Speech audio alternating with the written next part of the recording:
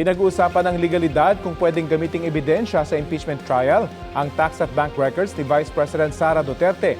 Ayon sa dating opisyal ng BIR na tumestigo sa paglilitis kay dating Chief Justice Renato Corona, naging issue na yan noon at naresolba naman dahil sa pahintulot ng Pangulo. Balitang hatid ni Sandra Aguinaldo. Paglabag ba sa karapatan ni Vice President Sara Duterte ang pagbubukas ng kanyang tax at bank records gaya ng sinasabi ng depensa? O paglalahad lamang ng katotohanan gaya ng sabi ng prosecution? Dahil ako po ay nagsimula magtrabaho. Mainit na rin itong pinagdebatihan sa isa ring impeachment trial noong taong 2012 laban kay nooy Supreme Court Chief Justice Renato Corona. Kinuwestiyon noon kung tama ang kanyang idineklarang yaman, kaya pumirma siya sa waiver para mabuksan ang kanyang mga bank account. Ito po, pirmado ko na po. Pero meron siyang kondisyon. Dapat daw pumirma din ng waiver ang mga mambabatas. Kung hindi sila papayag sa hamong ito, bibigyan ko po ng direktiba ang aking defense panel na i-rest na po ang aking depensa.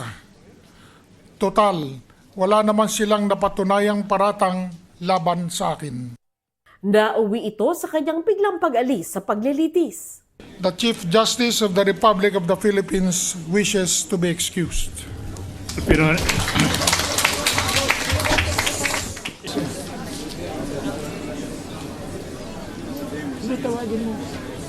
Counsel for the defense, will you kindly yes, Your Honor, advise your client to return to the witness stand? I respect him as a Chief Justice, but this court must be respected.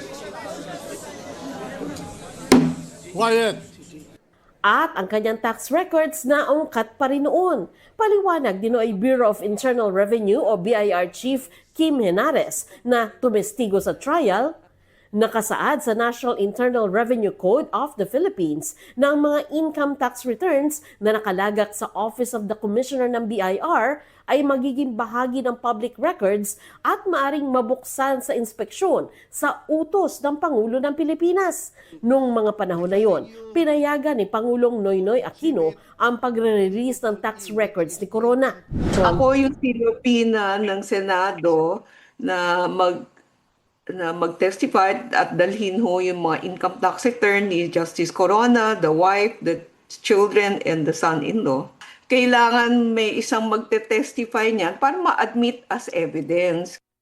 Ngayon, tax records naman ni Vice President Sara Duterte ng kanyang mister at kanila mga negosyo ang gustong maungkat sa kanyang impeachment trial. Bagay na tinutulan ng defense team ng bise dahil labag-an nila sa batas at labag sa karapatan ng bise sa due process. Let's look at the tax code.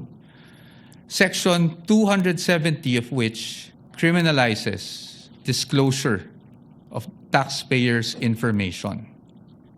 Meron po bang exception sa batas na ito? Meron po, but it is limited. Kasama po bang impeachment? Hindi po. Ayon sa ilang abogado, tulad noon, nasa kamay din ng Pangulo kung magagamit itong ebidensya. So magsusupina ho siya kay Commissioner ng BIR. Ngayon, ang Commissioner ng BIR, susulatan niya ngayon ang Presidente na meron ho ako natanggap na supina.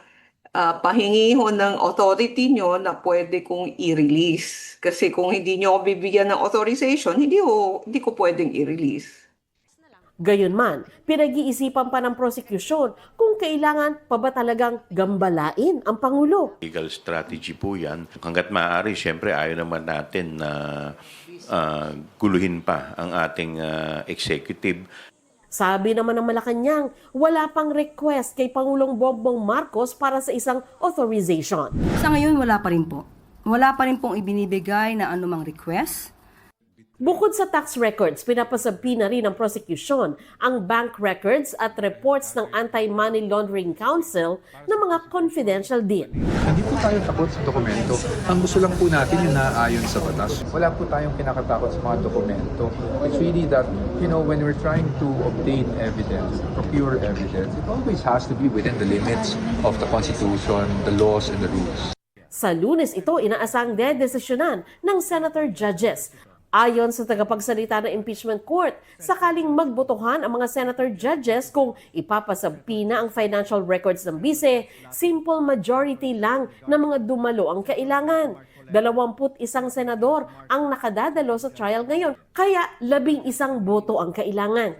Sinusundan kasi ng korte yung previous rin na nangyari sa Corona trial. Nag-issue ng subpoena ang korte kay Commissioner Kim Henares. I'm sure itong fact na to will be brought up as well by the senator judges or the parties pagdating sa Lunes. Kung ipasabpina nga ng impeachment court ang financial records ni Duterte, maaari bang dumulog ang bise sa Supreme Court para pigilan ito?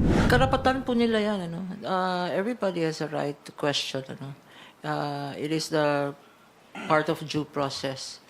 They can of course question. We cannot predict how the Supreme Court decides. May nagsasabi na hindi pwede dahil sole power to try and decide on all matters about impeachment ang Senate as impeachment court. Meron naman school of thought na nagsasabi na parang pwede kapag maipakita na merong grave abuse of discretion. Sandra Aguinaldo nagbabalita para sa GMA News.